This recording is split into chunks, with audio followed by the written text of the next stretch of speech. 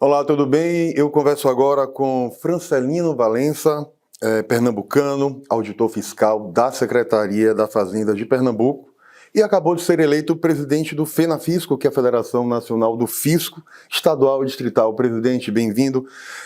Primeiro, eu quero saber do senhor quais os desafios que vocês terão da nova diretoria a partir de agora, pelos próximos 3 anos, à frente da Federação. Bom dia, agradeço o convite de participar desse excelente aqui evento que vocês têm. Evento não, debate, encontro, gravação, discussão e o próprio evento nosso, que é o congresso que está acontecendo aqui em Mato São João, na Bahia. Os desafios são imensos porque nós temos vivenciado ao longo dos últimos anos, nos últimos 4 anos especialmente, uma grande tentativa de desmonte do serviço público como um todo. Quando nós falamos de serviço público, vocês podem imaginar, podem pensar, e alguns já estão sentindo o desmantelamento das estruturas que são de prestação de serviço para a população em geral, como a saúde, como a segurança, como a educação e, inclusive, o saneamento. Já que falam tanto, inclusive, de marco de saneamento, não foi tão bem aquilo como foi propalado por aí por alguns meios de comunicação. Então, após 4 anos de um movimento que visou, e ainda está visando, o exemplo da PEC 32, que tramita no Parlamento Nacional, que ela captura as funções públicas para movimentos de pressão corporativos privados, nós temos o desafio de tentar, primeiro, já atualmente está acontecendo, tentar impedir que ela avance no Congresso Nacional. Essa é uma das medidas, uma das ações que nós teremos. E também o que nós chamamos de Codefesa do Sonegador.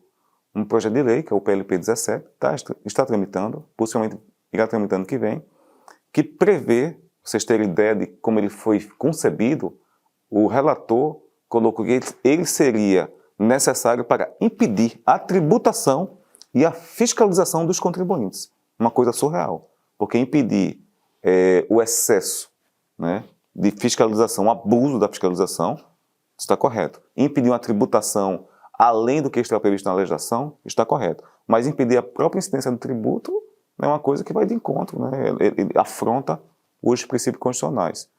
São 2 pontos, este último, ele se desdobrou, inclusive, digamos assim, em 9 projetos.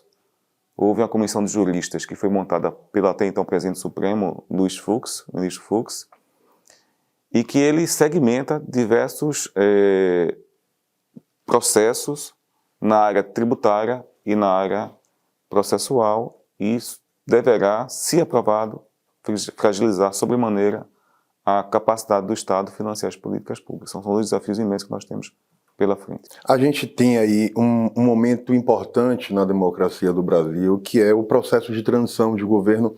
Quais as prioridades da federação junto ao novo governo que começa no dia 1º de janeiro? O novo governo tem anunciado, até então ainda, desde a campanha eleitoral, que uma das reformas que ele ia fazer seria a reforma tributária.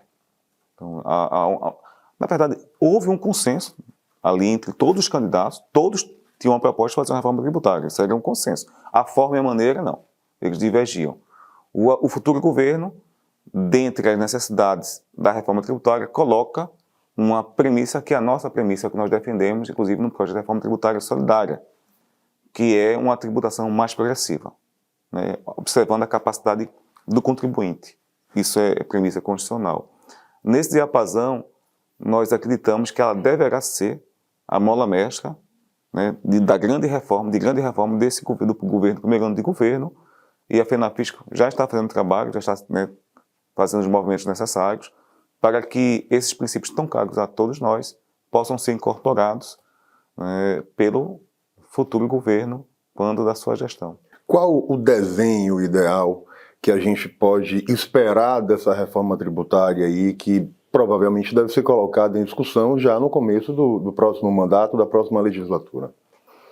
Bom, a gente tem no nosso país está em moda nessa palavra fake news, mas ela já é antiga, e há uma fake news já de décadas que vende a ideia que nossa carga tributária seria a maior do mundo. Vocês devem ter recebido, todo mundo já recebeu alguma época aí na internet.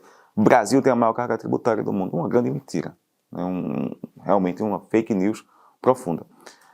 O que a gente precisa fazer? A população tem que ter conhecimento, tem que se apropriar disso, é importante, é fundamental, não pode ficar só com os especialistas, porque quem sofre a incidência disso é o cidadão.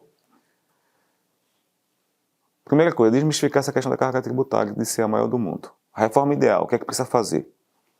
Na nossa ótica, não aumentar mais a carga tributária, manter essa carga tributária, está em patamares razoáveis, mas fazer a modulação, o que nunca foi feito. Essa modulação seria diminuir a carga tributária do consumo, dos bens e serviços, né, que vai impactar positivamente os que têm menos recursos financeiros, que têm uma demanda maior reprimida, têm uma propensão em consumir. E neste ponto, a carga tributária nossa, sim, é uma das maiores da OCDE, porque ela incide muito sobre o consumo, e transformá-la e jogá-la para a renda.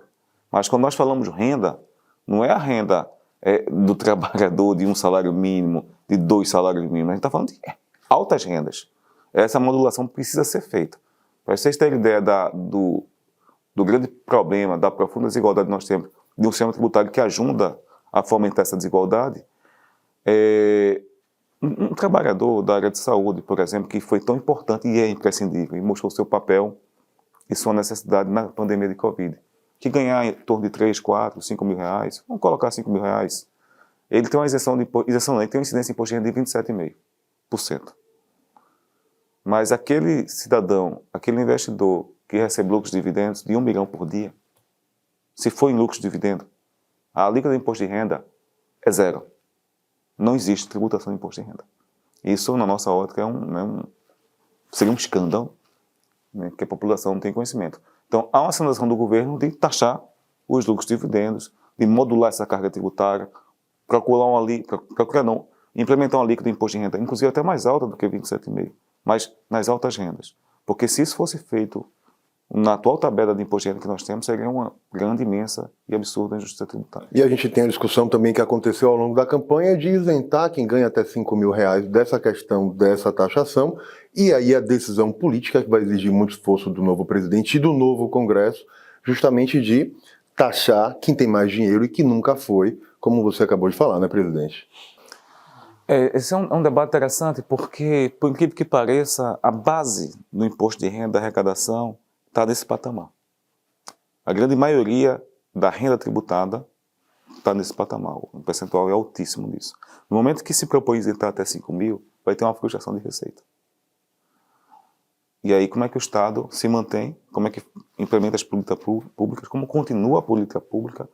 Como dá o auxílio, como foi feito, que vai ser estendido a partir do ano que vem, se vai ter uma frustração de bilhões, dezenas de bilhões dessa receita?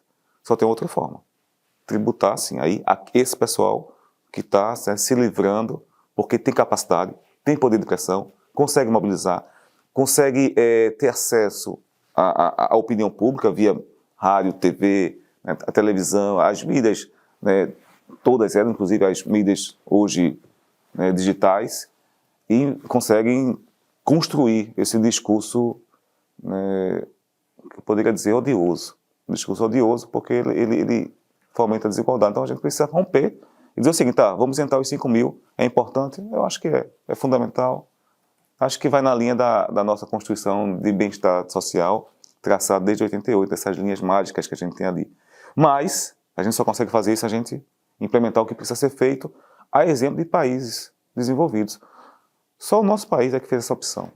Você imagina as dezenas de países que compõem o OCDE, todos eles tributam essa renda, essa fonte, e nós não tributamos. Talvez porque uma parcela desses grandes ricos sejam os próprios políticos e eles não tenham vontade de serem taxados, né? Então, talvez essa discussão neste momento seja imprescindível para que a gente tenha aí uma divisão mais igualitária e não falte dinheiro para investir no país, que é o que toda a população espera, não é, presidente? Aqui, o Brasil é um país sui generis em todo o mundo. Eu né, sou brasileiro, mas às vezes eu fico encantado e totalmente desencantado ao mesmo tempo, porque há movimentos acontecendo hoje, inclusive no exterior, nos Estados Unidos, na Inglaterra, nos países desenvolvidos, em que os grandes bilionários e os multimilionários estão pedindo ao Estado que sejam mais tributados. Aí alguém aqui no Brasil, mas que loucura é essa? O cara pedir para ser mais tributado, né? Como é que a pessoa pede para ser mais tributados? É porque eles sabem que se eles forem mais tributados, esse recurso, já que eles têm mais do que necessário para sobreviver por gerações, ele retorna para a sociedade. E isso dinamiza a economia também. Aqui no Brasil é o oposto. Esse grupo, né, por incrível que pareça, não vou dizer que são todos, não são todos, nós temos bons exemplos aqui também, mas a grande parte quer cada vez mais pagar bem menos. Né? E aí quando você paga menos, você impacta quem menos tem. Alguém vai ter que pagar a conta. E quem é que paga a conta? É justamente isso. O parlamento nosso, ele, ao longo da história, ao longo das nossas raízes, né, nós fizemos de um Brasil um país patrimonialista. Nós somos patrimonialistas por natureza. Nós ocupamos, como um todo, funções públicas, órgãos públicos, mas nem todos aqueles, por causa dessa matriz de formação nossa, têm a ideia do que é público, né, do que é essencial. A gente precisa mudar essa concepção de país. Deixar de ser o país do jeitinho, o país do que é meu, para ser nosso, para ser republicano. A gente precisa implementar um país republicano. Essa é uma discussão que não vai ser fácil, porque mexer em quem ganha muito dinheiro é uma pauta que nunca ganhou um contorno, talvez, que está começando a ganhar agora, talvez pela necessidade de ter uma mudança de paradigma. Agora, presidente, um outro assunto que está sendo muito discutido foram as perdas geradas aí pela decisão do Congresso sobre o ICMS, o que gerou uma perda aí de 129 bilhões de reais no período de um ano. Como o FENAFISCO enxerga esse movimento e a falta de compensação que foi anunciada que teria e não aconteceu para estados e para prefeituras? Bom, esse movimento é mais uma das peculiaridades do Brasil. Se discutiu e se discute a reforma tributária há décadas e, de repente, de forma assodada, de forma imprevisível por os entes subnacionais, houve essa mudança legislativa via Congresso Nacional, impactando os estados. A primeira pergunta, seria constitucional esse movimento? Se cada ente tem a sua competência e o tributo, o ICMS é o tributo dos estados, poderia o governo federal fazer movimento para reduzir a carga tributária de um ente que tem sua autonomia? Em relação ao próprio governo federal, ele reduziu momentaneamente. Então, houve, na nossa ótica, um movimento flagrantemente inconstitucional, porque ele afeta a competência tributária dos estados, impacta financeiramente os estados, impacta financeiramente os municípios, que recebem um percentual do ICMS, e sobre um produto em que o mundo civilizado taxa com força, que são os combustíveis fósseis poluentes. Então, o Brasil transformou combustível poluente em algo como se fosse a economia verde. Né? O oposto do que o mundo está fazendo. O mundo está forçando a transição energética. E nós não. Nós, por uma política de governo, não de Estado, cometemos um dos grandes ataques frontais à Constituição Federal ao fazer uma reforma tributária que nenhum dos Estados queriam. E o mais interessante, o discurso construído foi um discurso também dissociado da realidade. Os tributos sobre ICMS que incidiam sobre os combustíveis, eles não modificaram, a alíquota não foi majorada, com algumas exceções, mas não em percentuais significativos ao longo dos últimos 30 anos. O que aumentou e o que teria aumentado foi o valor venal do combustível. A alíquota, ela representa um percentual daquele valor. Então, se o combustível, a gasolina, por exemplo, era R$1, o ICMS incidia sobre R$1. Quando passou a ser 5, 6, 7, passou a incidir sobre isso. Isso é proporcionalidade. E a população achou, viu um pouco a redução do combustível, do valor dos combustíveis, mas, por outro lado, essa população vai começar a amargar, e já começa a amargar, a falta de recursos dos estados e nos municípios. Porque são eles que fazem as políticas públicas, né? Ele que está com a população. Como é que vai ficar aquele posto de saúde no município do interior da Bahia, que recebe percentual de recursos do ICMS? Vai conseguir mantê-lo? Então, nós achamos que essa discussão deverá retornar. Ano que vem ela vai retornar, sim, não tem dúvida disso. O governo federal tem um desafio, vai rever? Vai rever como? Qual vai ser o impacto? Né? É necessário rever, sem sombra de dúvida. O Supremo Federal vai tomar alguma decisão até o final do ano ainda, com a questão das frustração de receita, mas o mundo é real e ele acontece todo dia.